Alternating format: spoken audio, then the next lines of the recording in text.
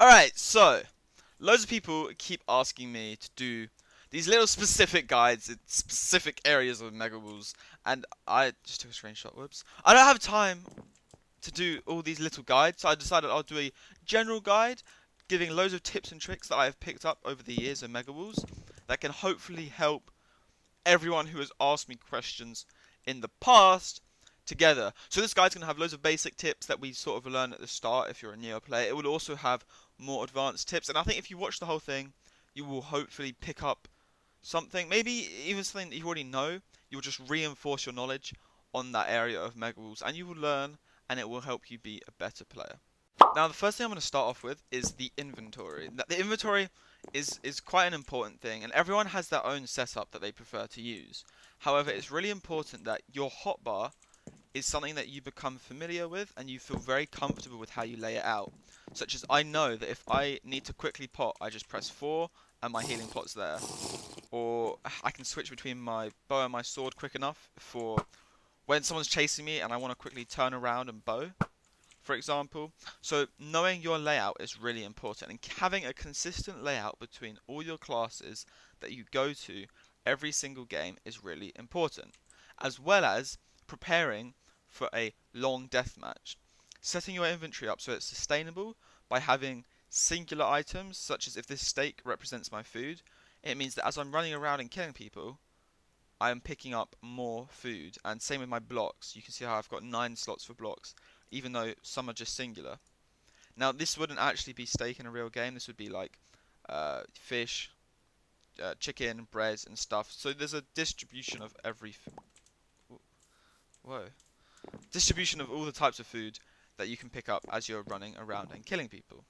It's also really important you take an axe with you. People don't take an axe. If you're playing Spider or Mole Man, it might be better to take a shovel, or if you're playing Snowman, it might be better to take a shovel. However, people use wood because pickaxes can't break through it quick enough, and therefore it's almost just one of the most important things that you take an axe, especially if you're setting your inventory up pre-game and you're going to be running from people. You're going to keep finding chests while you're mining, and you need an axe to break the chests down. Now, the next I'm going to talk about is how to successfully run away from people. What you often see is players are sort of running away and doing this, block spamming, maybe not a line. If I could click faster I could do it better. Doing block spamming them away, so that I don't know why. I don't know why people block spam away. They sort of see other players doing it and they're like, "Oh, okay, I should probably do that as well." However, mindlessly block spamming is not the best way to run from people.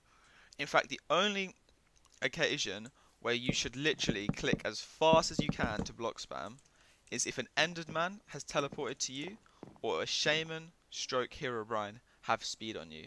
If someone is chasing you and they are faster than you, then block spamming either forces them to have to sort of block backwards to make up for the holes they're going to fall in. If they don't block, they'll just keep tripping and getting stuck. And it also means that they can't just run on flat ground, because if they have speed and they're running on flat ground, they're definitely going to catch you. And that is the only time you need to properly block spam.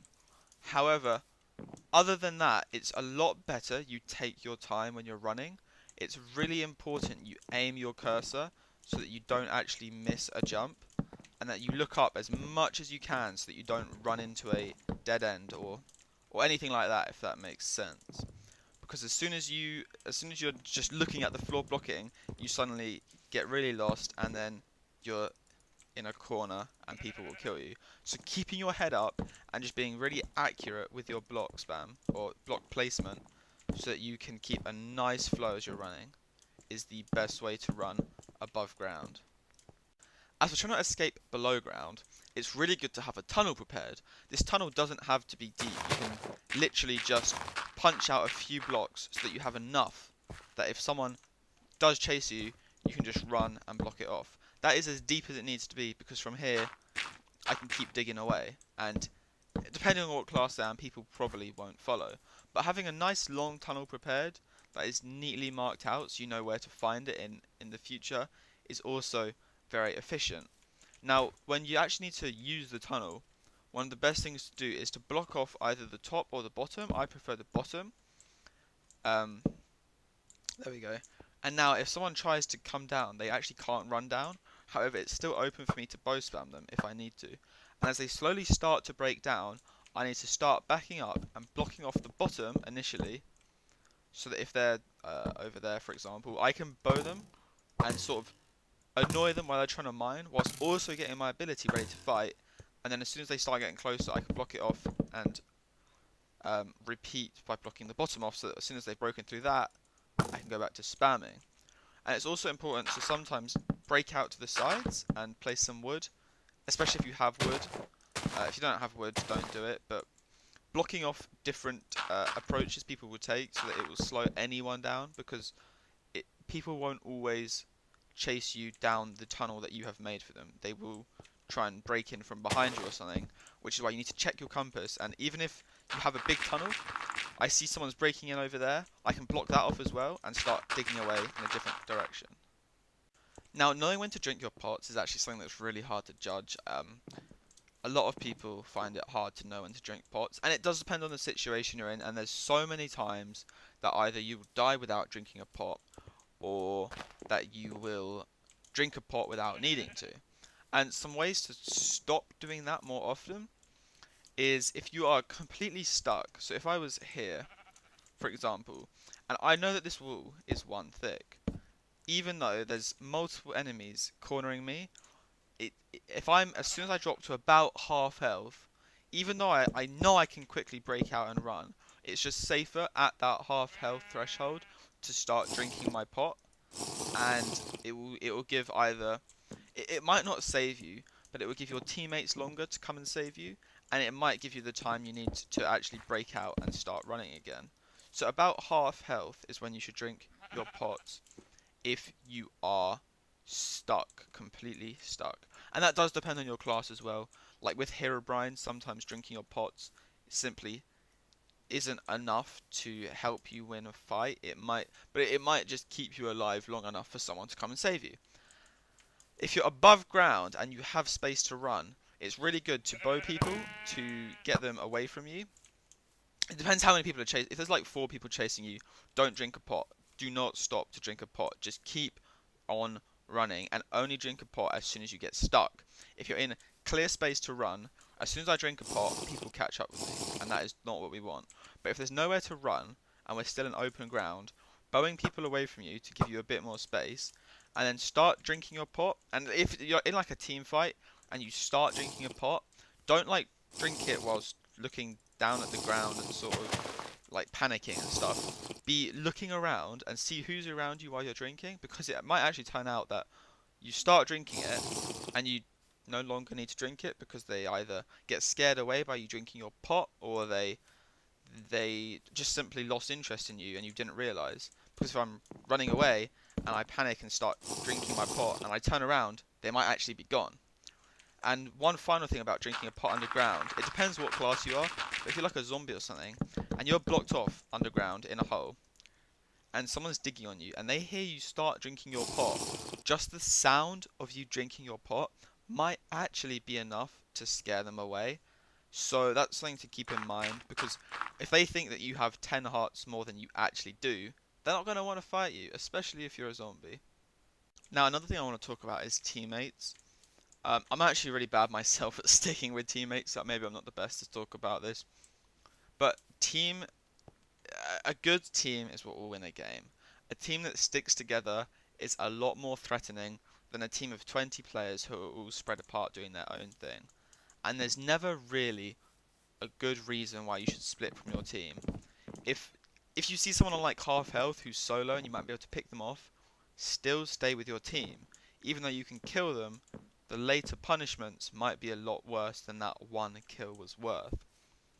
It's often good to choose one member of your team that everyone can follow around so that no one ever gets confused or lost or breaks up into 2 sub-teams, but that doesn't always work.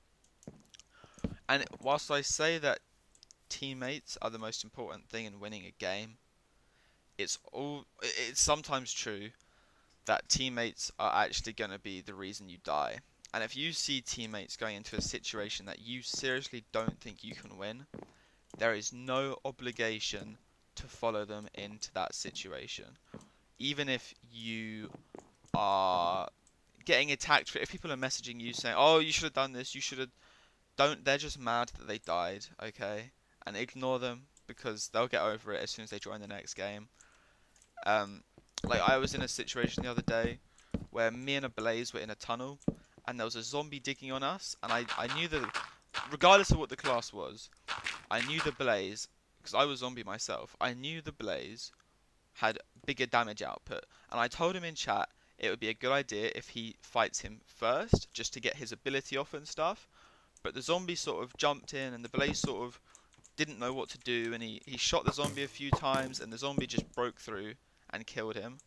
And I sort of made the decision, even though it's really selfish, but I saw that the zombie had strength and the Blaze didn't know what he was doing, and I did just run along our tunnel and decide I was going to try and escape myself. And if I hadn't have done that, I would have actually died as well, because even though I blocked my teammate off, I ended up living on half a heart. So you have to make that decision in your mind. At what point is your teammate not worth it? Especially if you have a lot of finals. If you have a lot of finals, you don't want to die to save a teammate. You are more important. The teammate with the most finals is the most important teammate on the team at any point in the game. So you want to try and keep them alive. Another thing I always get asked is, how can I get more coins? And coins are something that everyone wants when you're starting out because you want to max all the kits.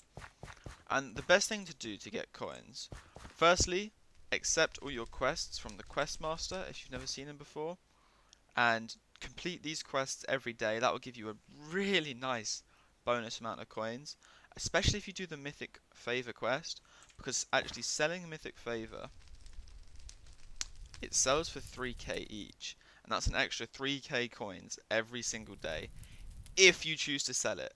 Never buy Mythic Favor, it is overpriced, but you can either complete the Mythic Favor quest every day and unlock Mythic classes, or you can actually just sell the Mythic Favor and take the 3k. It's a nice bonus if you're not grinding any Mythic classes. The normal classes are definitely better to choose when you're starting out at Mega Walls, so I recommend selling all your Mythic Favor for that first few months you play Mega Walls. Also, doing your daily vote and taking your daily reward are nice little bonuses to your coins because you can build up arcade coins. For example, I have 500k right now, which converts to 50,000 Mega Walls coins, and I'm pretty sure that is enough to fully max a class if I wanted to, one of the starter classes. And finally, Mega Walls gives you an awfully low amount of XP. Playing a lot of Mega Walls will not increase your network level a lot, so you need to actually go into other games. And even though it's like an odd way to get Mega Walls coins, go into other games, turn on the quests for those games, get the network XP, and level up your network levels so that you can increase your overall coin multiplier. And yeah, that does sound like a really weird method, but once you, I'm level 150, and my multiplier is like 7 times, 6.5 times or something, and that is definitely a very big factor in how many coins I'm able to grind. Okay, now another thing when you're running, because people often ask me how can you successfully run better. I've explained that a bit. However, let's take an example. Now, in this example, I am running through here, and I have the option of either going through a one block gap or a big archway. Now, how would you choose which one to take? It's actually important. It really is. And the best way to do it is to F5, look behind you, and judge how far away people are. If people are 10 blocks away or so, if people are further enough away that they're not going to be a problem, go through the big arch, because it's just quicker, and there's no risk from going through the big arch. If they're about 6 blocks away, go through the 1 block thick gap, because they're gonna chase you, and you're gonna be able to block this off behind you, and then they all get stuck. There's nothing they can do. If you block it off, they get stuck. However, if they're too far away, they will see you running through the 1 block gap, and they'll be smart enough to go around. And if they're about 2 blocks behind you, if they can hit you very soon, go through the arch as well. Because if they're right on your tail and you try and go through this gap, chances are you will trip, and they will hit you and you won't actually make it through, and that will be your downfall. And they're sort of the 3 scenarios. And that also goes for if you're chasing people. If you're chasing someone and you're solo, just chase them. Like, whichever way they go, chase them. But if you're in a team, unless you're the first person chasing them, you actually want to never stick with your team. Stay close enough that you can run back to them. But if you see someone running through that 1 block gap, you want to either, it depends how close you are. If you're here and they run through, I'd start breaking the glass and run. Or if you're a bit further away, go through the main arch and just split off from your team for a tiny second and then continue the chase. And if you're a bow class, it's also really important that, say you're chasing someone, you need to work out where people are running if you're a bow class, or if you just want to use your bow. If I see someone running through one of those gaps and I'm back here, I want to pull my bow out and I want to shoot them, because if I hit them right as they try and jump through, it will knock them off, and my teammates who are closer to them can get to them and stop them getting through.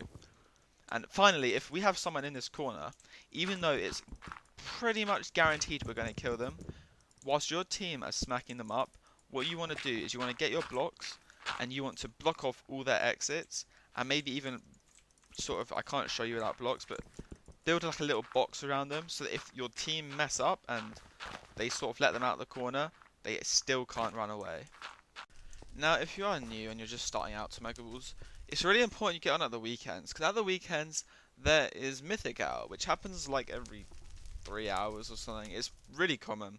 And in Mythic Hour, if you go random, your class will be prestiged. It'll be fully maxed, and you'll also get 2 bonus hearts. And if you're new and you're not sure what classes you like yet, it's quite a good idea that you go random. Even though it will only give you the option between all of your unlocked classes, it will fully max them for you. So if you have a lot of classes unlocked, such all the cheap classes unlocked, it will fully max that class for you and let you play it during the hour fully max. And that's a really nice way to try out classes. It's really good that they do that. So you need to be getting on in Mythic Hour. Otherwise, the best way to choose a class, to unlock and buy, is probably ask someone on the forums, to be honest, and just explain your playstyle to them, or just read through them all and see what you like the look of. And the best way to choose a class once you're in a game, doesn't really matter what class you choose unless you're in a team of 4. If you're in a team of 4, you want to make sure the team has a good range of damage and mobility. It doesn't really matter if you have supports or tanks, but if you have a Herobrine to melt people, you also want a Enderman or a Spider to make sure you can actually chase people down, if you understand that. Anyway, I've sort of looked through all my videos and tried to find all the comments of people asking me on how to do things, and I think I've covered everything that people have asked. If there's anything I missed out, I'll just talk about it in the comments. Just ask questions down below and I will answer them, or someone else will answer them. Or if there's enough, I'll make another video. Who knows? That's about it though. I'm gonna make some more class guides hopefully over Christmas. I think I'm doing Cow next. Maybe Herobrine or Renegade, as people have asked for those as well. I'll have to see. But thank you for watching, and I'll see you some other time.